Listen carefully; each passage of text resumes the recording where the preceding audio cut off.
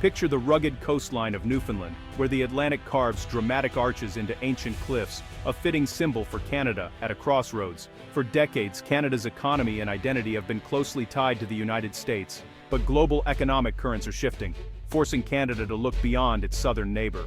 The world's grand narrative now centers on the tense rivalry between the US and China, a contest that shapes everything from technology to trade. This isn't just about tariffs or goods, it's a clash of philosophies and ambitions, with ripple effects felt worldwide. Canada, built on trade and diplomacy, must now navigate a more fragmented, unpredictable world. The old certainties of American-led globalization are fading, replaced by a new center of gravity in the East. Canada's challenge: adapt to this reality while preserving its values and relationships. The global map is being redrawn, not by borders, but by trade deals and strategic investments. With vast resources and a skilled workforce, Canada is well positioned, but it must embrace new opportunities beyond the US. The story of Canada's economic future begins with recognizing that the world has changed. The question is, how will Canada respond? To grasp the trade war, we need to see through both American and Chinese eyes. For the US, it's about fairness and security, decades of job losses, and a ballooning trade deficit blamed on China's alleged unfair practices. Tariffs and restrictions are framed as a way to protect American industries and reclaim lost ground. The goal: reduce dependence on Chinese manufacturing, seen as a vulnerability for both economy and security. For Washington, this is a long-term strategic competition, not just a fight over prices. From Beijing's perspective, US actions are an attempt to contain China's rise. Chinese leaders argue their growth is due to hard work and smart planning, not cheating. They see the US as changing the rules, now that China is a real competitor. The trade war has pushed China to accelerate self-sufficiency, especially in technology. Instead of escalating, China has focused on building new trade relationships across Asia, Europe, and South America. The US is still important, but no longer the only market that matters. China's vision: become a global leader in innovation, shaping a multipolar world. This rivalry is redrawing the global order, with every nation, Canada included, caught in the middle. The stakes are nothing less than the future of globalization itself. When the US imposed tariffs on Chinese goods, the aim was to make imports pricier and boost American manufacturing. But instead of bringing jobs home, the tariffs triggered a global supply chain shuffle. Chinese manufacturers rerouted production, moving final assembly to countries like Vietnam and Mexico to dodge tariffs. US imports from China dropped, but imports from Southeast Asia and Mexico soared. Vietnam's exports to the US more than doubled, not from new factories, but as a transit point for Chinese-made goods.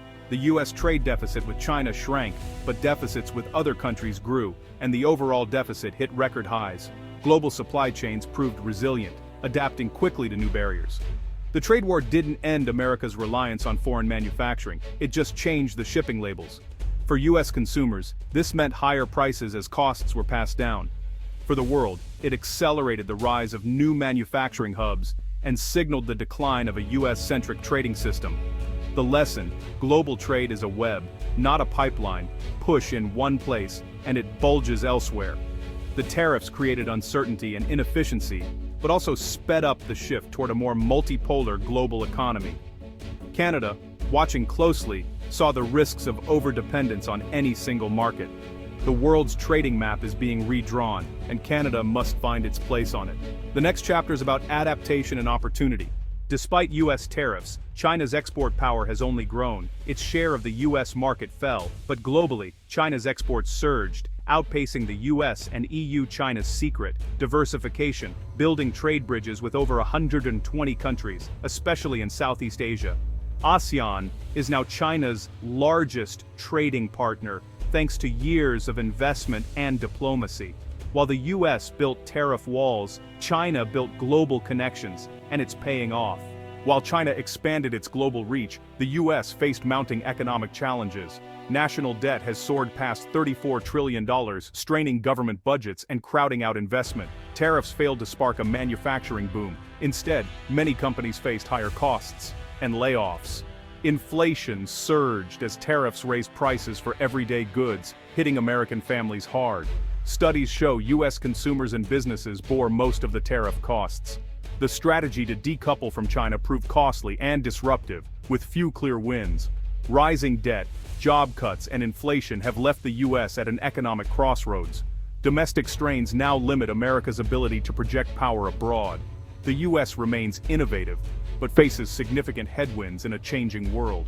The lesson protectionism comes with real costs, and no easy solutions. For generations, Canada's prosperity depended on trade with America. The U.S. remains Canada's top trading partner, but recent protectionism has exposed the risks of relying on one market. Tariffs on Canadian steel and aluminum were a wake-up call. Even close allies aren't immune to trade disputes. Canada is now rethinking its strategy, determined to diversify its trade portfolio. Ottawa is backing this pivot with action, signing major deals like the CPTPP with Asia-Pacific nations and CETA with the European Union. These agreements give Canadian businesses access to hundreds of millions of new customers. The goal: build a more resilient, balanced economy less vulnerable to U.S. policy swings. Diversification means forging new relationships, adapting to different markets, and investing in long-term growth. It's a challenging but necessary shift for Canada's economic security. The world is changing, and Canada is moving to keep pace. The lesson: in a volatile world, resilience comes from having more than one friend. Canada's future depends on it. Canada's new focus is the Indo-Pacific, home to half the world's population and booming economies. The 2022 Indo-Pacific strategy marked a major shift, with real investments to deepen trade and investment ties. Canada is opening trade offices, leading missions, and negotiating new deals, including with ASEAN's 660 million strong market. This isn't just about selling more canola or lumber. It's about positioning Canada as a partner in clean energy, AI, and critical minerals. The Indo-Pacific is Canada's next frontier for growth. As 2025 unfolds, a new global order is taking shape. U.S. dominance is giving way to a more complex, multipolar world, with China rising and America facing internal challenges. Protectionism has disrupted trade, but also accelerated global shifts the U.S. hoped to slow.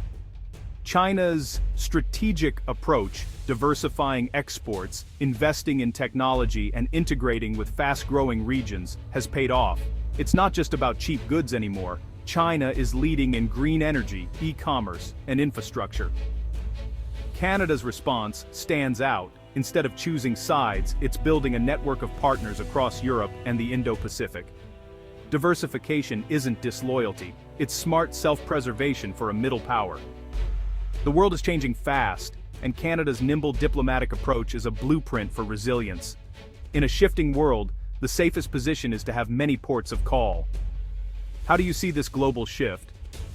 Share your thoughts below. The conversation is just beginning. Canada's story in the New World Order is only starting to unfold.